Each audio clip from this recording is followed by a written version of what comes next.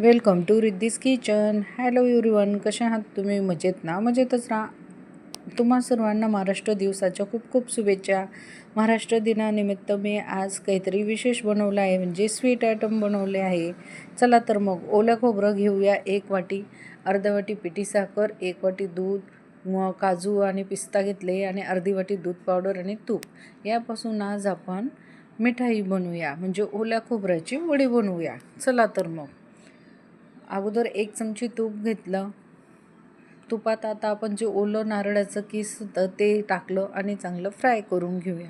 किस हे मंद आचेवर छान फ्राय करून घ्यायचं आहे. हे बघा अशा पद्धतीने. त्यानंतर आपण दूध घेतलं अर्धा वाटी आणि 1 वाटी छोट्या वाटी दूध घेतलं. दूध पावडर आणि दूध हे चांगलं मिक्स करून घ्यायचे, जेणेकरून कुठलेही लम्स पडायला नको म्हणून. हे बघा अशा पद्धतीनं मी दूध आणि दूध पावडर मिक्स करून घेतले. खोबरंही चांगलं भाजत आलं. आता त्याच्यात आपण दूध आणि दूध पावडर हे घालून देऊया आणि मंद आचेवरच चांगलं शिजू देऊया. हे बघा अशा पद्धतीने मंद आचेवर आपल्याला छान शिजू द्यायचं आहे. मस्त असं ढवळत राहायचं आहे एकसारखं आणि छान शिजू द्यायचं आहे.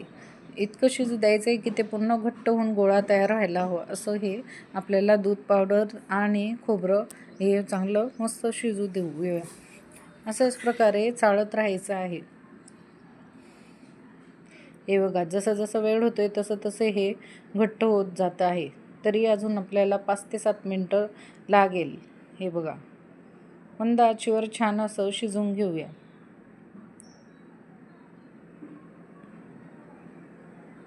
बनवायला एकदम सोपी आणि झटकीपट आणि टेस्ट तर एवढी छान की तुम्ही काजू कतलीही विसरून जाणार अशी टेस्ट होती हिची.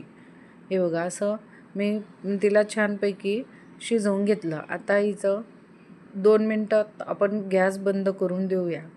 हे बघा असं घट्टसर मस्त गोळा तयार झालेला आहे आणि त्याच्यात आता ड्रायफ्रूट्स घातले आणि गॅस बंद करून दिला. गॅस बंद करून त्याला थोडा वेळ थंड होऊ देऊया.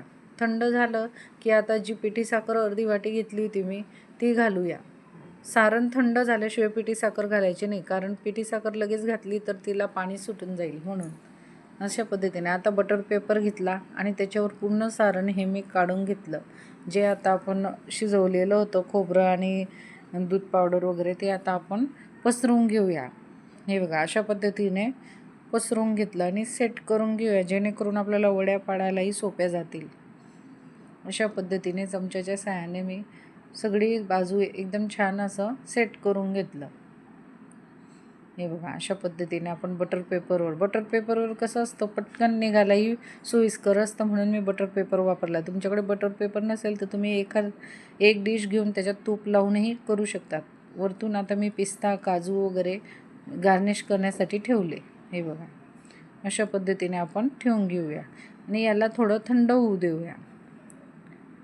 अर्धा तास झाला, थंड झालं रूम टेम्परेचरवर. आता याला आपण कट करून वड्या पाडून घेऊया.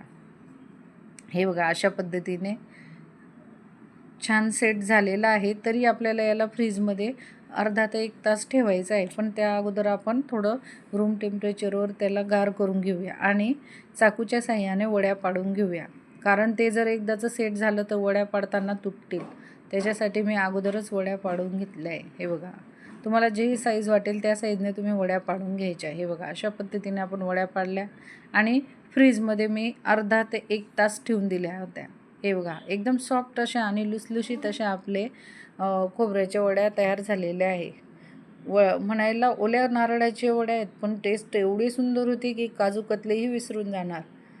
तुम्हा सर्वांना कशी वाटली आजची रेसिपी आवडल्यास लाईक करा, सबस्क्राईब करा आणि शेअर करा आणि अशाच नवनवीन रेसिपी पाहत राहा. तुम्हीही घरी बनवून पहा रेसिपी आवडल्यास आणि अशाच नवनवीन रेसिपी पाहण्यासाठी रिद्धीज किचनला व्हिजिट करा. धन्यवाद. या सर्वांनी ओल्या नारळाची बर्फी खायला. धन्यवाद. Sunshine, sunshine, sunshine. I think I found it now. What I've been looking for.